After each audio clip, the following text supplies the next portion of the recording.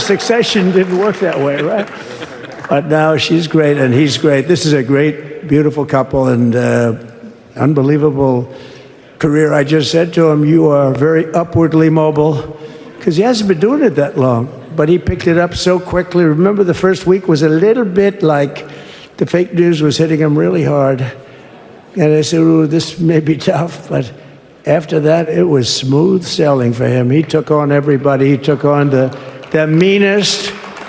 It was only minutes after Donald Trump was sworn in and finished with his inaugural address that he began his first official speech as President of the United States. And it went exactly like all of the other ones. Donald Trump was angry. Donald Trump was complaining.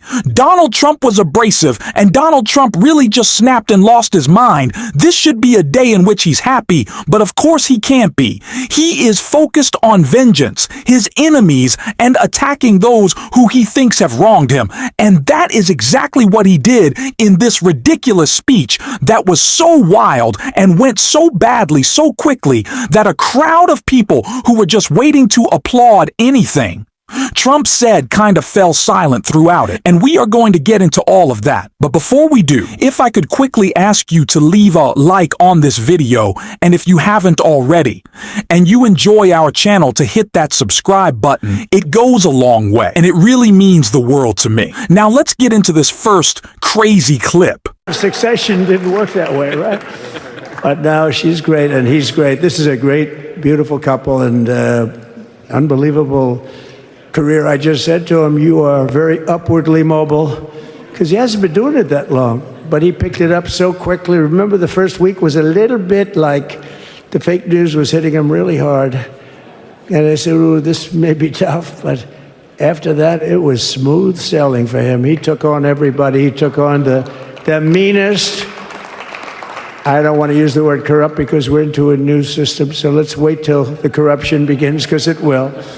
But he took on some pretty mean people, and he handled it well. I want to also congratulate. So I wanted to start with that clip one, because Trump says something pretty strange to end it, but also to start it. I love how this should be the best day of J.D. Vance's life. He was just sworn in as vice president, and Donald Trump is mocking him for his slow start on the campaign trail, which I think really extended throughout the entire campaign. But we'll agree to disagree there, I guess. But Trump says at the end of his statement right there that, oh, the corruption hasn't started yet, before the corruption begins. And I don't know if this is kind of just him slipping up or misspeaking. But it's clear the corruption is about to begin. The billionaires lining Donald Trump's back as he gave his speech are a perfect example of the corporate corruption and the dark money that's not in our politics, but what is our politics at this point. But of course, Donald Trump's not going to acknowledge that. But what he does want to talk about is the issue that has him really upset today: pardons for the January 6th Select Committee. And this is when he really got upset. That Joe did today with the pardons of people that were very, very guilty of very bad crimes, like the Unselect Committee of Political Thugs, where they literally, I mean, what they did is they destroyed and deleted all of the information, all of the hearings, practically not a thing left. They deleted all the information on Nancy Pelosi having turned down the offer of 10,000 soldiers. You wouldn't have needed 10,000. You could have had 500, and it would have stopped. Because we may have had 1 million people that day, the people that were there. You don't see any photographs, but we have a lot of great photos. But you don't see those photographs. They don't put them in. They show the people at the Capitol. But I was talking about that. I was going to talk about that. They said, please don't bring that up right now. You can bring it up tomorrow. I said, how about now in front of the... He cannot move his focus from anything but his grievance. It's all he is ever going to want to talk about. And as I've said again and again, this has to be the focus of Donald Trump's presidency in the way we message, because it certainly will be in his actions. He is all about vengeance. He's all about going after his enemies, the enemies list that Kash Patel has. That's what Donald Trump's focus on. He didn't talk about about the price of eggs in this kind of unofficial address. He didn't talk about the price of eggs and his inaugural address. Donald Trump doesn't care about fixing problems. Donald Trump doesn't have any solutions. He is just angry. And you could hear that crowd, or I guess not hear the crowd, just kind of sit around. Wait till he'll say something of substance to them. This is kind of just going off on some weird path, or I guess a regular path for Donald Trump. But of course, this continued. This anger did not stop, because take a look what he had to say right here. Soldiers. She knows it. She admitted it on tape that her daughter made. She's a videographer, or whatever you call her, which I'm glad she is. Oh, she can't be in good stead with Nancy. But Nancy said it was my responsibility as she's leaving the Capitol. She said it was, and it was. She's in charge of security at the Capitol. But I offered them up to 10,000 soldiers, even more. One time I said more, as many as you need. But you needed 400 or 500. If 4 or 5, you 10,000, that would be more than the number of people there by lot. But we offered her 10,000, think of it, 10,000 soldiers. In other words, J6 wouldn't be J6, there would have been no J6. But she rebuffed them. She didn't like it. No, she didn't like it.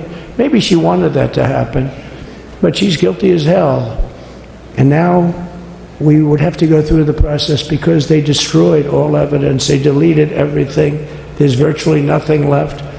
The other fake story and so many other fake stories. And many people came out on our side. And those people now would got to find them. There's nothing left. So that's a criminal offense. If that were a civil case, it would be a criminal offense. If that happened civilly where you did that, it would be a criminal offense. So Nancy Pelosi is a criminal. What does she do? Donald, he continues to say this. You know, he made a post about it that we talked about, saying Joe Biden, pardon, criminals who were on that January 6th committee, or a long list of criminals, doesn't want to specify what those crimes are, can't really come up with them. Never can give us a straight answer on that. But boy, does he love to talk about it. Again, this is a crowd that wants to just applaud something positive. We were told, as we always are by the mainstream press, that this was going to be the day of unity for Donald Trump bringing the country together. And I don't really know where the unity was. Couldn't really seen it. I couldn't pick it apart in the speech. It was all just about Donald Trump, as it always is. Like this clip is as well. You know, places like California, we did great, but when they send out like 38 million ballots, nobody knows where the hell they're sending them, and then they come pouring back, the whole thing. You know, they passed a law in California that if you work in an election bureau, and if you so much as ask for a voter ID, if you say, sir, ma'am, could I please look at your voter ID? They have the right to put you in jail. You're a criminal. Can you believe that? There's only one reason that happens. They want to cheat. So they had it where voter ID wasn't accepted. But now if you even ask for it, this is seriously a bill that was just signed, passed in their legislature, and it was signed. And I think when we get things cleaned up and we get back to a little bit of normalcy, I'm going to ask the Speaker to really get involved, because I think we would have won the state of California, because, you know, if you look at my numbers with Hispanic, we're at 56%. And Donald, you do know you won the election. We're all really upset about it. It's really unfortunate. How are you still harping on this? Talking about how he would have won California. I don't know. I don't know what he's saying here. And Donald, how would you have one? California, who in California is excited about you, when you're saying that you're going to condition or deny aid to millions in California, in Los Angeles, over the past couple of weeks, actively fighting with their governor, with state and local officials who are trying to combat the worst natural disaster that the state has seen in years. What would make you think that? I don't know. This is a guy who doesn't understand a lot, and that's clear in what he said right here. The wall, like nobody's ever seen before, but you've seen it. A lot of you are here because of that.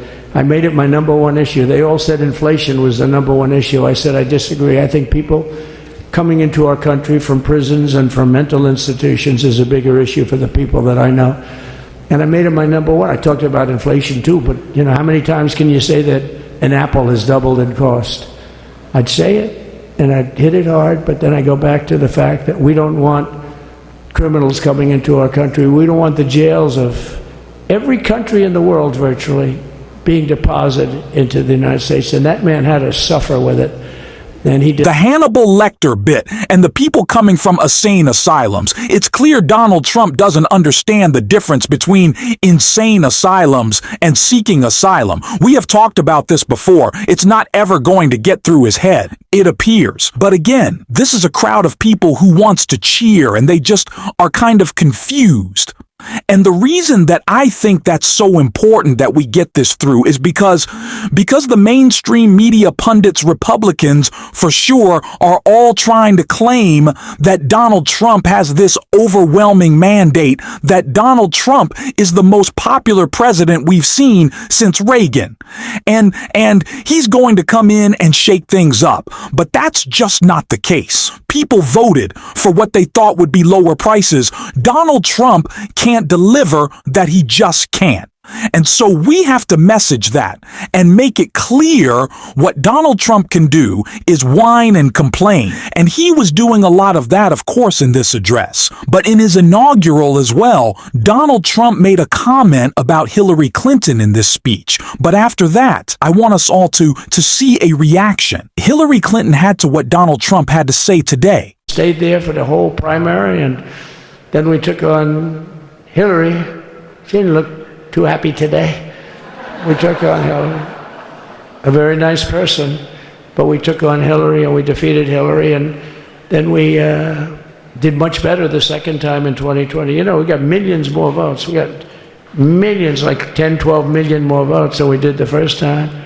Hillary Clinton is all of us. She is the rest of America. In that clip, laughing at Donald Trump saying he wants the Gulf of Mexico to be the Gulf of America. Once again, not talking about the price of rent, gas, groceries, eggs, anything matters. Donald Trump is talking about nonsense. And it is nonsense that we have to call out every single day, and we are going to on this show.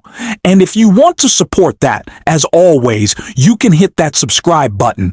You can leave a like on this video. And if you're stuck around at the end, you can drop a blue heart in the comments. And until next time, I'll see you soon.